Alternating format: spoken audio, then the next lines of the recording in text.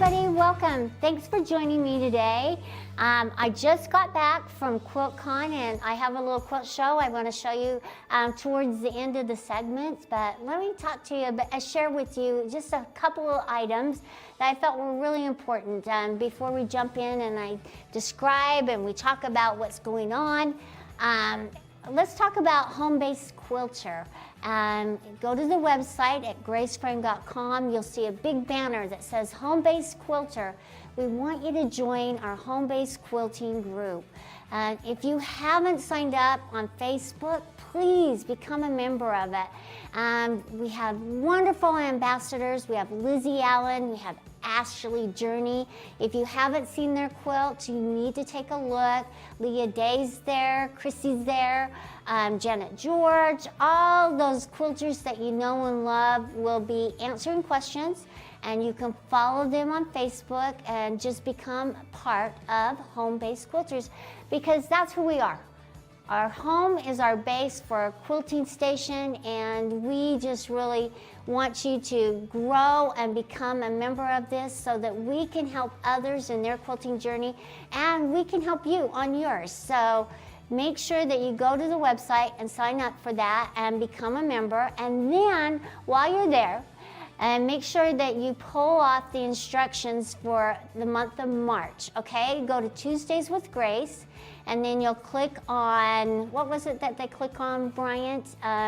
Resources, and click on the event schedule, and you'll find what's happening today, and it's the end, it's kind of our question and answer period, but if you'll scroll down, you will find the instructions for the emoji faces. You can download that and have that be a part of your quilting arsenal. And you think, why? Why are they showing me how to piece and quilt using our frame? That's because we spend a lot of money on our frames, and we're trying to have you utilize your frame more and more by making fun activities. So that was the emoji pillow. And it really resonated with the younger crowd. You're maybe not an emoji person, I don't know. But then make sure that you pull out the instructions for the next month, which is going to be our ruler work. Good afternoon, Donna. Welcome. She's from Ocala. Roxanne, thank you for joining me. Hi. And then for Jennifer Huffman, she's from Wentzville, Missouri. My mom is from Missouri as well. So, and then Grant, he's from Southern California. So thanks for joining me. And so when you print off the instructions, it's our little quilt top that we are going to learn how to do ruler work. I thought it was just going to be kind of fun because I want to improve my skills. So as I improve mine, we can all join in together and improve all of our skills. So ruler work is the one that we're going to concentrate on through the month of March. And so I designed and we made this cute little wall hanging, and that's all it is. It's just a small wall hanging, and it's called I Rule. And so I did it in these fun colors because it'll be nice and bright, and you can do it in whatever colors you want. Nice little wicing here for you to practice. You can do it paper piecing, or you can just use the templates and cut it out and sew it together. It'll come together really quick. I did this in less than an hour the other day, cutting it out and sewing it together. So make sure that you get that all sewn up so we can work together each week using a different ruler technique to learn. And these are the templates, just really easy, just to cut them out and sew them together. And Amanda has some really good instructions. And we will, next week, we will have a little template that will show you how to use and make some of the designs that we're going to work on throughout the month of March. Okay. So that being said, let's talk about what we'll be using to make our ruler, to do our ruler work quilt and make those fun designs. You've seen beautiful designs using ruler work. Ashley Journey, she uses a lot of rulers and she does a beautiful job. So if you haven't seen her, check her out. She's one of our new ambassadors, and just follow along and she'll tell you what kind of batting she uses, and she's just she has a good eye for design. Okay, so you will need a ruler base.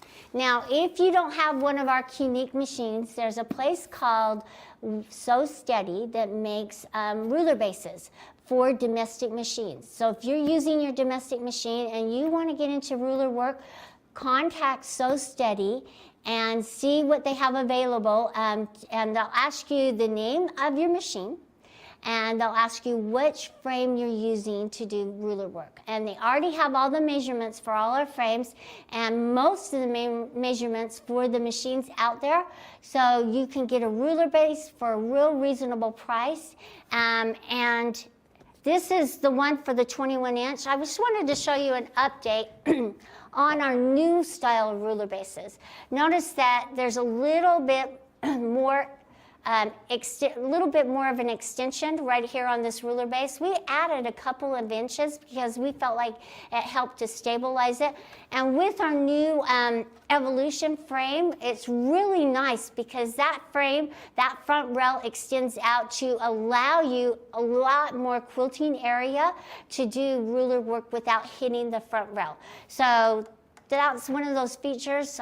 If you have the older style and you love it, don't change, but you may want to think about it. If you like doing ruler work, this is one of these new things that we've added to it.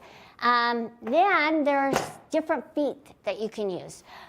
So we are going to talk about these feet. We may not use all of them, but we have one kit that's called our 3-piece hopping foot set.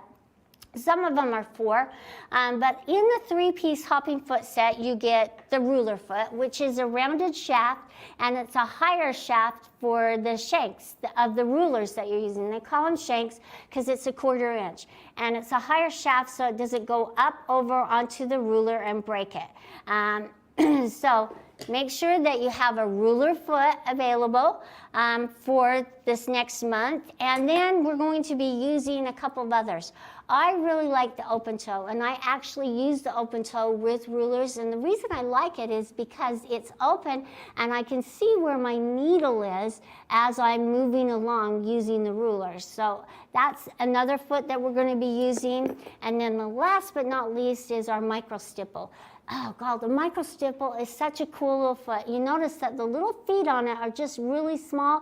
It's going to allow you to make teeny tiny little filler stitches to enhance the beauty of your ruler work, so you can fill in some areas with what we call filler designs, okay? So Joy, hi from Orlando. So that's one kit that we're going to be using. And then I have over here is my Quilt Perfect ruler set. Inside here, we started making this little ruler right here, and I love this ruler. It's one of our true cut rulers, and what's nice about it is that you can actually use it for ruler design because it has the high edges, working with the track and guide, and it sits really nice and flat. The holes actually allow you to stabilize the ruler even better, so you can put your fingers in there without causing a lot of friction and hurting your wrist and stuff. So once you put some true grips on this, this is a fabulous ruler to have on hand. Now inside this little kit here, we have an assortment of feet. We have our true track foot, which connects to the ruler, and it will glide along. So let me just turn it. So it's kind of like our cutter guide. So see how it just glide along. You can make straight stitches. Now you modern quilters will love this foot because it will not allow you to move away from it. So you're going to get that straight stitch look all across it with this true track foot. Now this one here has the little fingers on it for the pointers. So if you're working and you kind of want to echo, this is a nice foot for knowing specifically in an area how long you want to make your lines, your quilting lines.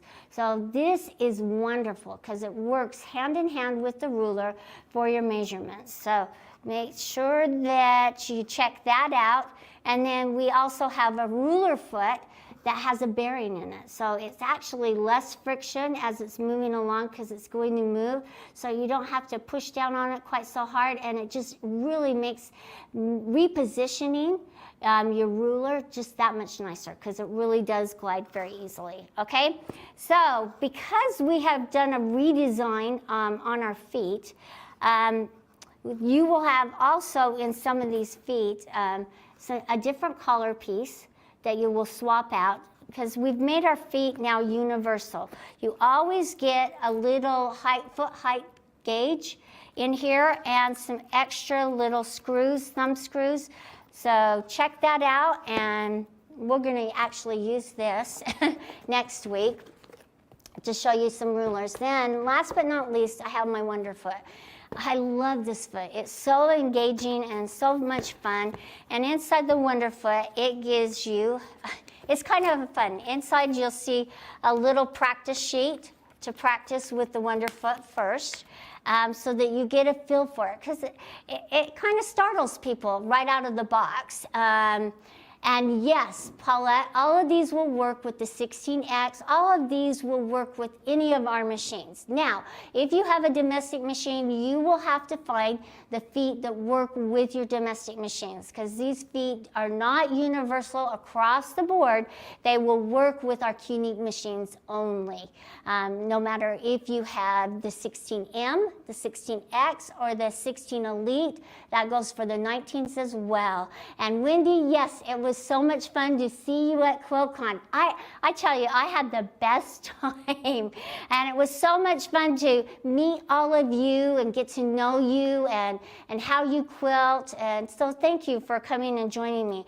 Now, on the Wonderfoot, notice that it moves. So it's on a bearing. It has a bearing inside it, and it moves, so it swivels. You get a crosshatch foot that will ride along the seam, and then when you're turning, it will turn so you can keep your stitches in the ditch nice and straight. Now, like I said, it takes a little getting used to, and that's why we have these instructions over here. But we have the crosshatch, we have a clear foot that you can draw and use. So check that out as well, and just have a good time with ruler work. Okay. So that's done there, and we'll go through these. I'll show you how easy it is to change from one foot to the other. I don't want you to be afraid, and I want you to feel empowered to be able to quilt the way you want to quilt. So check that out. Make sure you're getting ready for this next month of quilting. And then if you don't have a ruler base, I really encourage you to try it out. There's so many different ways to engage in quilting, and using rulers and ruler bases and doing ruler work is just one of them. Here we're going, this is a Leah Day's little feather ruler. I'll talk to you later on about the different styles of rulers and how they're used. This one here is a straight ruler, but it's also a stitch in the ditch ruler. So there are many different styles of rulers out there. The Leah Day ones, here's her ditcher ruler. We're going to talk about it and use it. And of course, all of these have the true grips on them, which are really important to stabilize as you're quilting. So if you don't have true grips, make sure you get a bunch of them on hand, because I know that once you start learning how to use rulers, you're gonna be hooked, and you're gonna want to do more and more and more. So make sure you stock up enough. This is her little slice ruler. It makes so many fun designs, and we'll talk about that as well. And this one here is, this one's the super slide. Okay, this one's a fun one, and I'll show you how to use it. And then last but not least, I have a couple more of the Leah Day rulers. So if you don't have them, it might be something that you're interested in. This is her circle ruler, where you can do scallops and circles. And then this one here is the mini slide, and it's also a real fun one as well. And notice that these rulers aren't big and long like our regular cutting rulers. They are made specifically for quilting and design. So some fun ones here, and then I've just added a couple of templates. They call them rulers, but they also call them templates. So they're circle templates. Man, there's so much out there for you to get to know and love. This one here is kind of the wave. It's a fun one to to look at as well. And so we'll kind of get to know those later on in the month. Next week, we're going to start out with, I just want to tell you what we're going to start out with.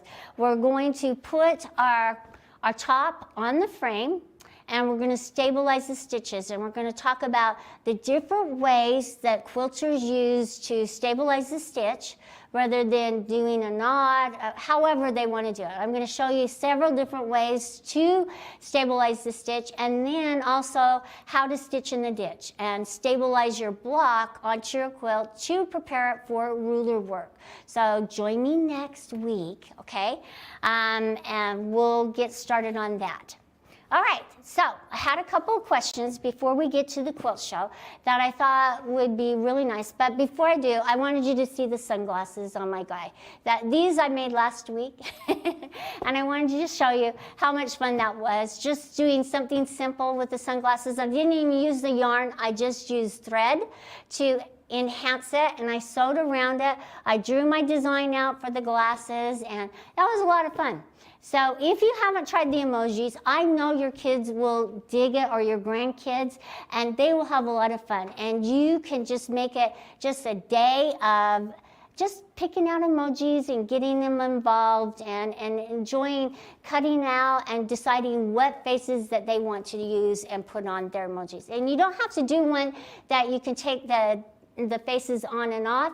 You can just do one pillow. So let's jump in and go through the question. Oh, Paulette, she's asking, what kind of yarn did I use? Okay, I don't know what it's called. It's a Chanel type yarn.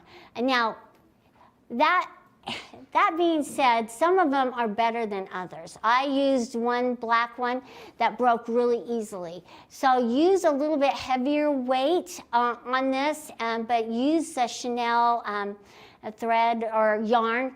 And it's a lot of fun. And use your couching foot, and that's what I use to make all of these. And notice that I have these little lips here. That was fun. And I just used the colors of the emojis and little eyeball and little heart eyes. Could use this for a mouth or the eyes. This right here is kind of a little wonky mouth that I could. And then I use, that's an eyeball. That was fun. So you could swap them out and change them. So I could take the glasses off, and I could put this right here, put that one right here, and let's put this guy on here. We'll put the lips on because I like these lips. I think they look fun. And where's this one? I liked this little look. So there she is. She's ready to quilt. Anyway, that was fun. So if you haven't tried it, and here's the back of it. So you could swap them around. You could have red glasses on one side and black on the other.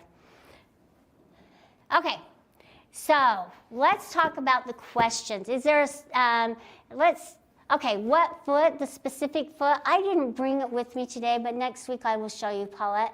It's called the couching foot. And in our 9-piece foot set, you get 3 different weights of couching foot to use with the different yarns that are available out there. And so make sure you check that out on our website. Now, I think this month we're having a sale on our ruler bases, and you know, tomorrow's the last day, so jump in. If you don't have a ruler base or some of these feet, check out and make sure that you're looking for the sales that are coming out with them. And I think it's 20% off, so now's a good time to get it and get it to you before next week so you can join me. Okay, let's go into the questions, Brant.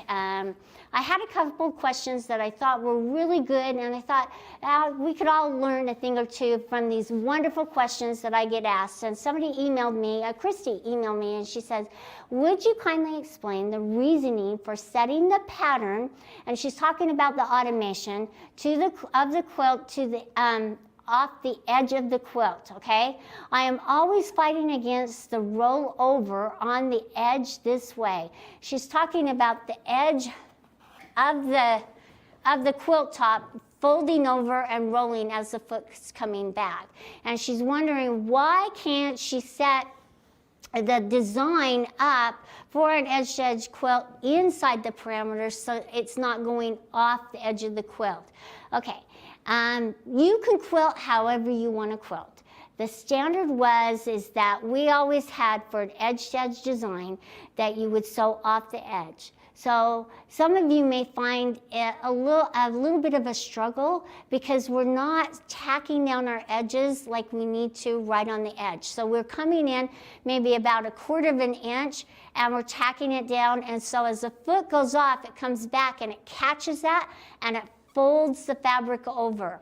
Okay, to eliminate that, let's try and tack it down right there on the edge. So if you have, I would say use your open-toed foot and try it. The open-toed foot will actually allow you to see the position of the needle and actually get in there.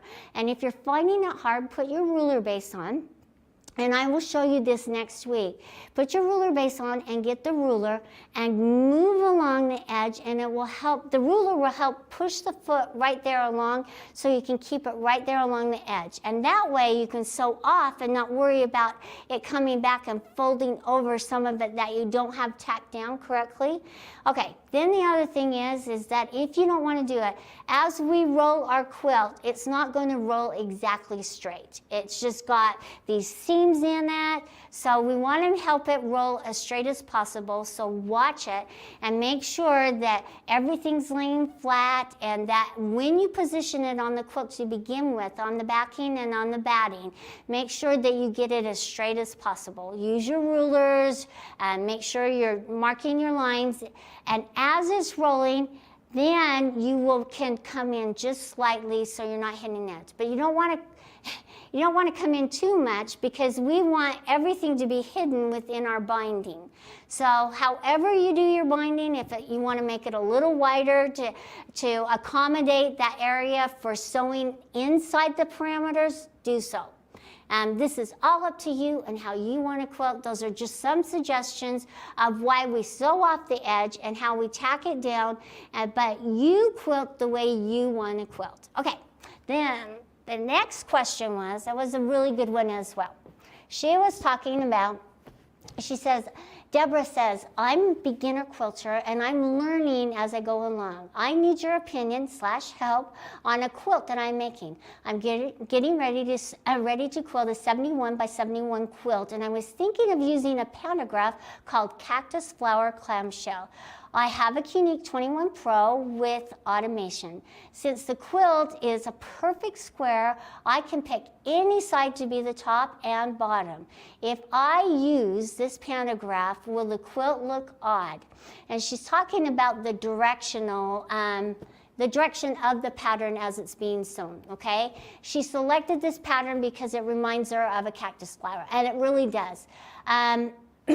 When we're sewing and piecing tops, we don't really worry about what it's going to look like because there is usually a top and a bottom. Every once in a while, like this little quilt here, you're going to make a quilt that it doesn't matter which direction you turn it, it's going to be the same all the way around. So when she's quilting this, she was concerned that it was going to look odd in her mind and in others' minds as she was sewing it if she didn't have it turned the right direction for the pattern to be placed. It doesn't matter. It's strictly up to you. Now, you can make it so that you sew this design out and it's going to have a top and a bottom, and when you just show and display it, that's the way you're going to show and display it. There are no rules here. We're making them up as we go along because we're the quilter.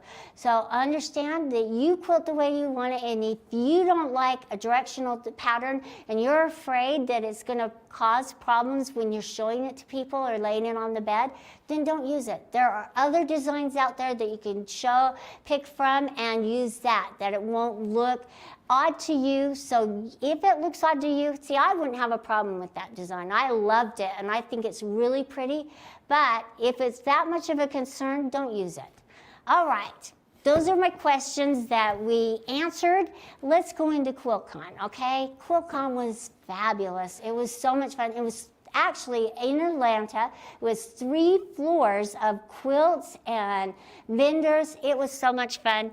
And The quilters were spectacular. Oh my gosh, I've never seen anything like it. I mean, Houston is great, but it was so much fun to see quilters expressing themselves, their points of view, and boy.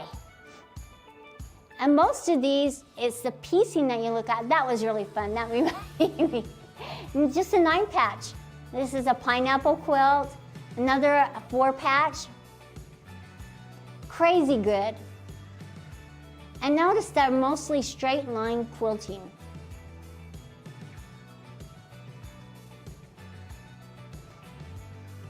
Just have fun looking at that.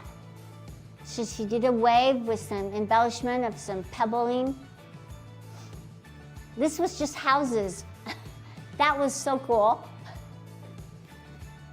Boy, it was hard to really pick how many of these quilts we could put in this little short video. So just know it was edited down.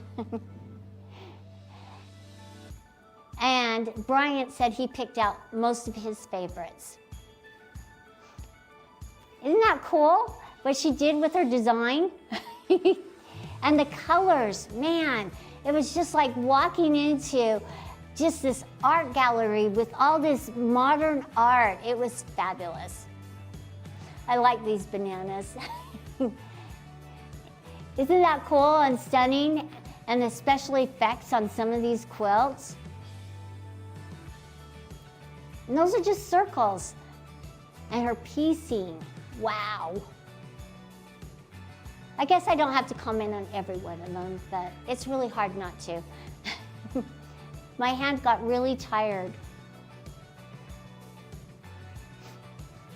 Just some really creative, talented quilters out there in the world of quilting. I'm excited to see what you all are doing, so make sure you email me. It's Karla with a K, Karla @graceframe.com. I really want to see what you're working on, and if I can help answer your questions, that's what I'm here for.